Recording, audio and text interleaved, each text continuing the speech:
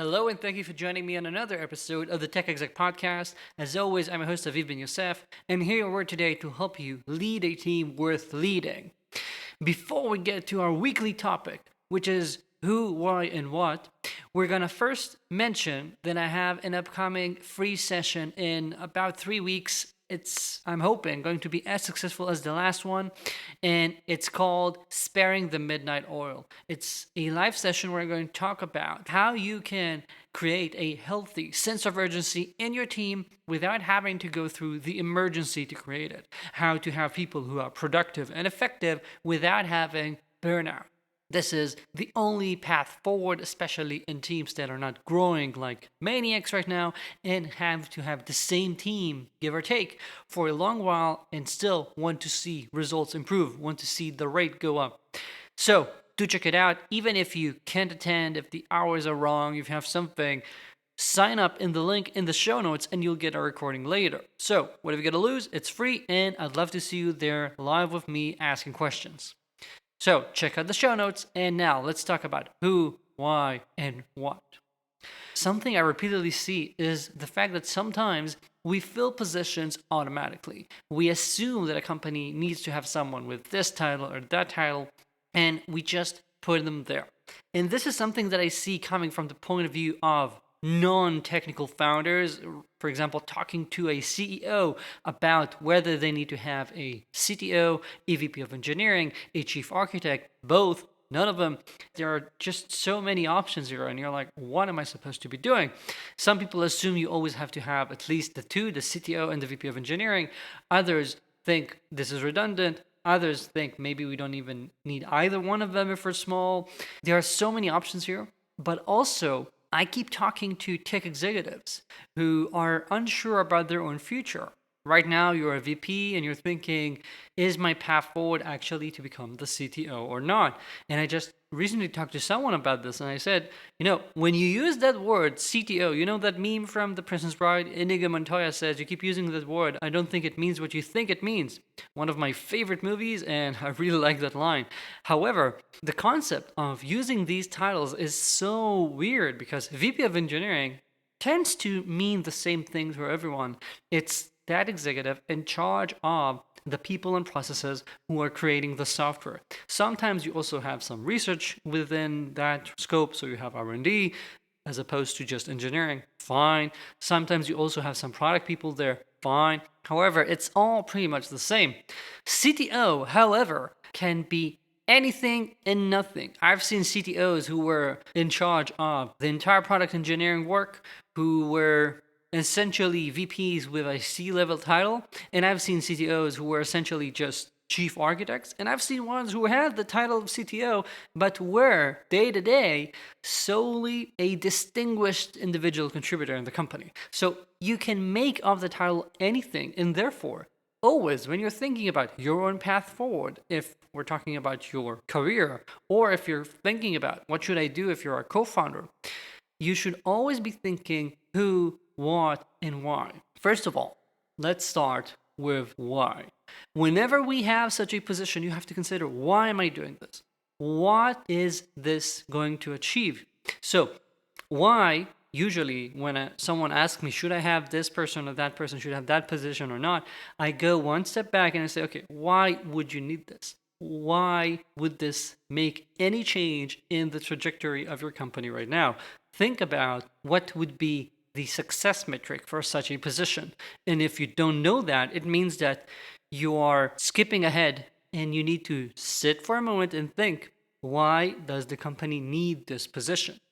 Are you in need of someone who will be in charge of the product engineering organization and help it move forward? Do you need some deep tech ability? So you need someone who is very technical. Do you maybe need an outward-facing tech executive to help the company in its sales or in conferences, whatever?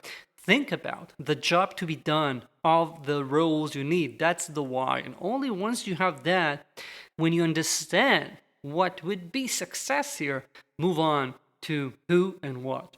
And what is about the scope of each position.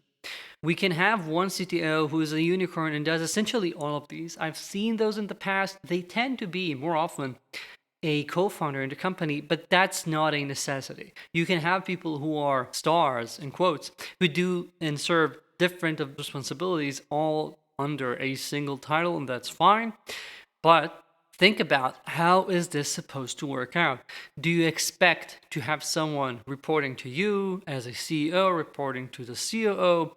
What are their responsibilities going to be like? What is the right structure for the company? And this really, really changes from one company to the other. A lot of times when I'm advising companies, this is about finding the best constellation to make their executive team shine, because it's not a one-size-fits-all solution. You have to find the thing that works for your company in this exact moment, and therefore think about the what, how those roles need to look, and only then move on to the who. Maybe you have some people in the company who can fit that position. Maybe you can hire people.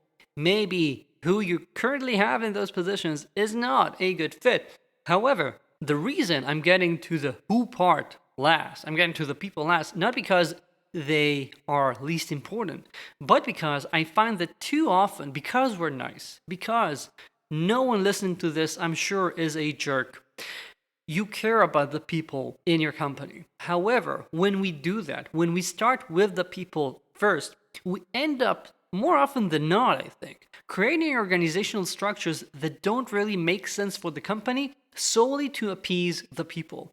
And that's not right, because it might solve, in quotes, a problem for the next few months, but it's only handling the short term, and you're going to pay for it a lot in the longer term if you're lucky. If you're not lucky, it's going to blow up in your face soon.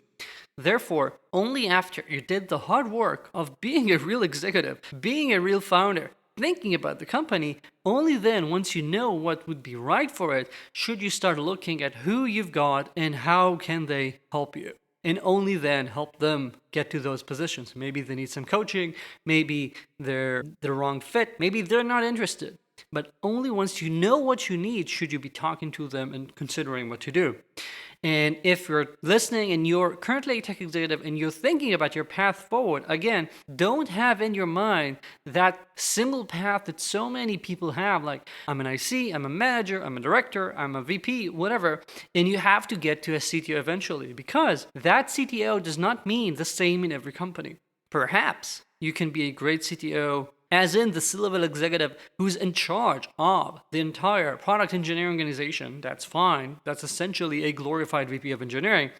But you won't be a good CTO if the company needs a technical, deep tech person to help in architecture and innovation and speaking in conferences. So I want you to understand what is, and this is exactly what I just asked the co-founders to do. I want you to understand exactly what is a CTO in your company, and then think, is that the right thing for you? And don't think that being a CTO is the only way forward, right? Who, what, why is what you have to keep in mind as you're working on your company, as you're creating your path forward, and in order to create a team that stands the chance to be genuinely productive and do something that matters, produce something you're proud of, have real impact, because life's too short. That's it for this week. Thank you for joining me again. Do check out my free session, Sparing the Midnight Oil, link in the show notes. And while you're already there in the show notes, you're going to find a link to my newsletter. Goes out once a week. We have a link to my podcast, a weekly article, and 3 exclusive insights I don't share anywhere else, as well as first dibs on things such as this free session. So check it out. We'd love to see you there, and I'll be here next week. Thank you.